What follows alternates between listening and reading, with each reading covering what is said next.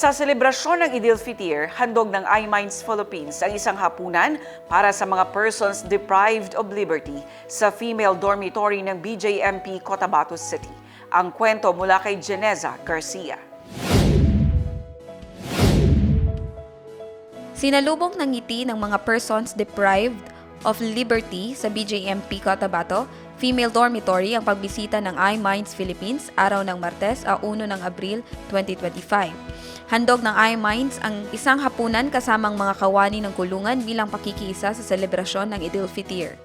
Maraming salamat po kasi may dumating na biyaya po sa amin ngayon. Tapos sa pagdalaw nyo na din po, lalo na special sa mga walang dalaw dito po. Oo, meron yung mga malayo po yung mga magulang nila, yung pamilya. Kami ay nagpapasalamat sa mga tulong ninyo, binibigyan niyo sa amin.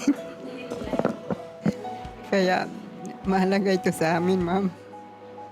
Maraming salamat po.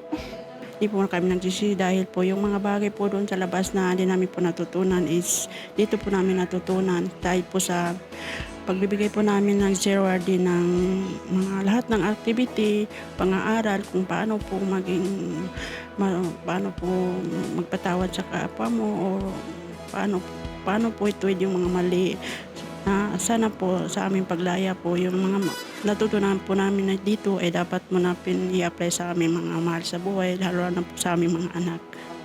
Ibinahagi rin ni Jail Inspector Cherry Durante, Warden of Cotabato City Jail Female Dormitory, sa mga gustong bumili ng mga produkto na gawa ng mga PDL tulad ng wallet, bags at dishwashing liquid ay maaari lamang magtungo sa BJMP. Bahagi ito ng kanilang daily activities na paraan na rin ng BJMP para kumita ang mga PDL kahit nasa loob ng kulungan. Geneza Garcia, iMinds Philippines.